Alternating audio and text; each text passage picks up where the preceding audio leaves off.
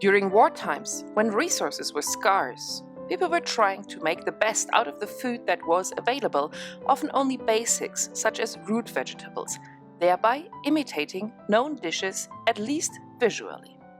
A good example is this fake crab soup, which actually is a thickened carrot tomato soup that only imitates color and consistency of a crab soup.